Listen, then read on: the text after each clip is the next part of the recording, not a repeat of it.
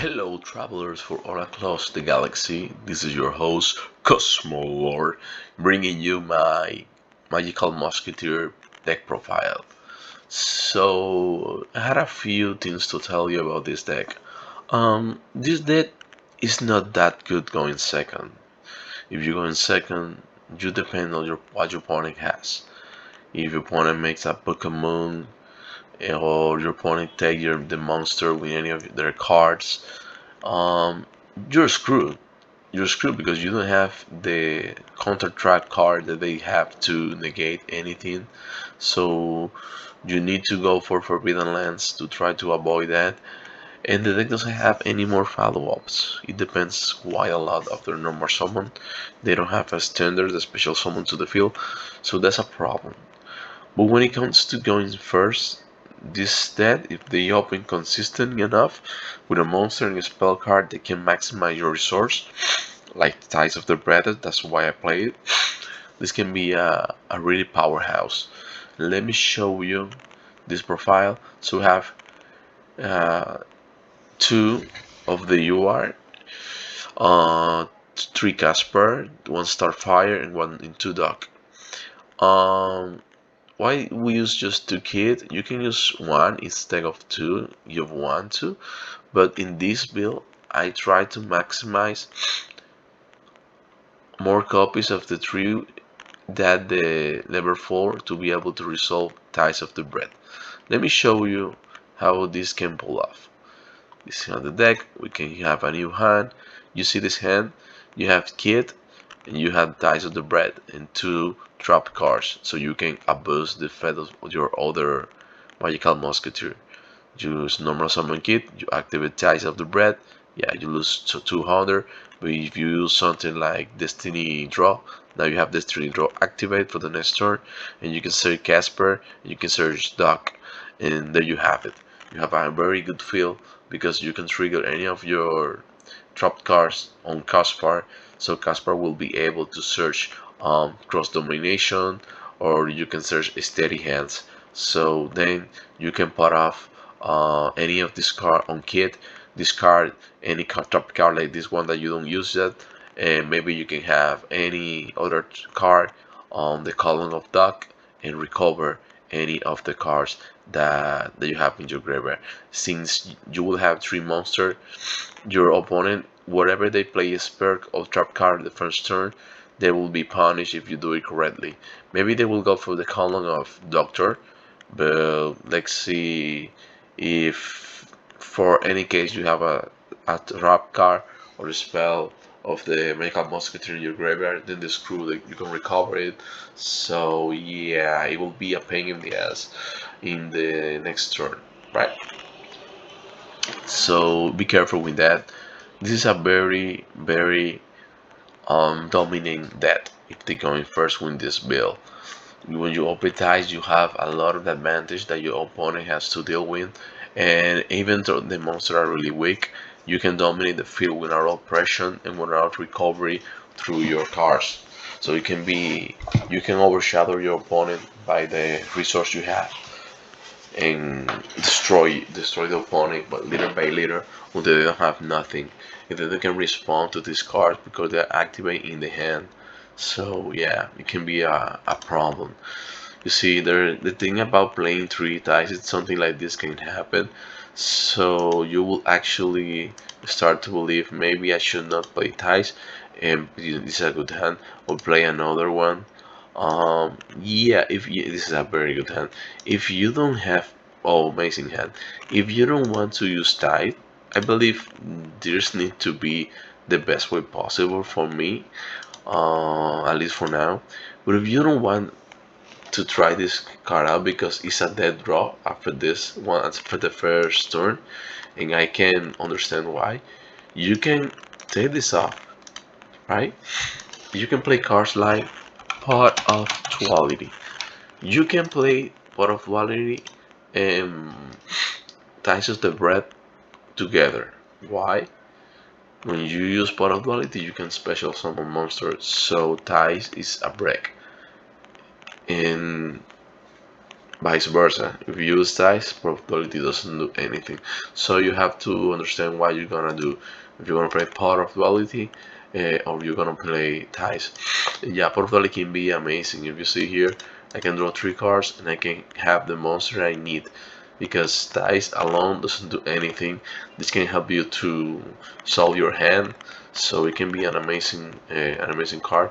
But the problem is if you summon Caspar and the opponent get rid of your lands, or you don't have lands, they Book of Moon Caspar, and that's pretty much over. The game's over. GG. And Caspar just trigger once, so you need more monster on the field to be able to, wherever you activate spell trap card, you get a bonus. If you just use Caspar one time and then use another spell trap card, you're just gonna lose all your resource. So that's something you don't want to do with this deck. You see here you can have another card. That's good. Back in TCG we used to play like 2 dualities, and we always play ties because of the advantage that this card has in this deck. So you see, you use part of this duality, have a better options. So it's not a bad card by any means. But if you want to actually maximize Starfire, that is a really good card. You can actually take out duality instead, and you can play something like Dark Word Dealings. I know Dark Word Dealings usually is a minus 1 card, but in this deck you don't lose anything when you use Caspar or Kid or Starfire. In this version you will need to mass Starfires, and I don't know, maybe uh, pull a Kid off or Steady Hands, I don't know, something like this can work. So maybe I will just play one kid this version so I can have a new steady hand. I actually always want to have magical musketeer hand cards in hand because they are the ones that move the dead. So let's see how this can work. It is a nice hand. You see, first turn. Here you don't do anything. Okay, here's a good hand. You can summon the Starfire, go with their one dealings, draw a card, discard one. You can search the Casper, and then you can go ahead. Let's see what we draw. Oh, we have another Darwin Disney. We can discard maybe Desperado, so we can have a Backwing Doctor, and summon Caspar. Maybe activate again. I can search something Wing Caspar, maybe another Desperado, and discard like that. I don't know. The choice is yours. The thing is that you only use one doctor in this version, so you gotta be careful with that. On the other hand, you see, you can summon Gaspar, that one didn't. Draw a card, search another one with Gaspar, and then we can move on to one. Another card that can be useful in this deck is Double Summon. I know it sounds ridiculous, why Double Summon, but actually it's not bad at all in this deck, because when you activate something, um, I can search this card. When you activate Double Summon in any of the columns that they trigger the Fed, and then you can, like, okay, it's here. Sorry. Okay, it has Double Summon. Something like this came off.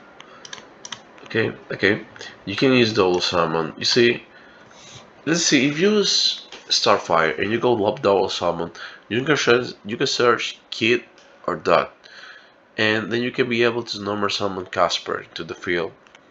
So maybe you can actually activate again Double Summon. It won't do anything because you have the the field complete, but you can search anything with Casper, and then you can go and try to maximize your field again. Yup, here this doesn't do anything, but with Starfire, it's an amazing card. Normal Summon, activate, search for a kid, Normal Summon Caspar, pass turn. Whenever your opponent do anything, you can use Steady Hands in the column of Caspar, duplicate the attack of Kid, search a card, then you can use Kid. Um, well, right now you won't have any cards to use key effect to trigger. But well, you got a point. Maybe you will search Doctor instead, so you can actually use the Desperado you search or something like that on Doctor, and Doctor can recover steady hand to hand, so you have played to the third turn. So yeah, those are the basic cards that you can actually make. You can actually use Kid, use double summon, discard steady hand, and maybe search two card, and there you have the Starfire. You can normal summon again and be able to use the effect on your opponent's turn to have the cast bar back. So it's not, I don't feel it's the best option because it doesn't give you a +1 or anything, but it's there. It's a card that you can use, and whatever normal spell card they can activate on turn one that can give you some advantage through your opponent can be a good card to pick for this deck. We don't have All-Star Goblin, and we don't have anything that we can actually use besides these ones, I feel like. But if you have any other in mind that I'm missing out, you can try it out. Um, and see how it performs. But we are kind of limited right now in duelings with the cards we have.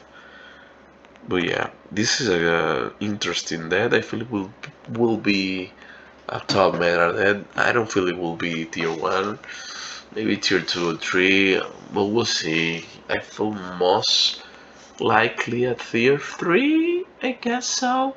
Maybe when the ties of the Red build, it can be a powerhouse. I don't know, but we need to try on skills to see how we improve. I still feel that Ties of the Red build is the best way to go, so you should try it out and tell me what you see. If you like this deck, it's a really economic deck. I feel like it's really cheap, so try it out.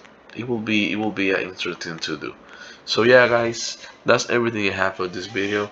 Thank you for watching. Subscribe and see you later.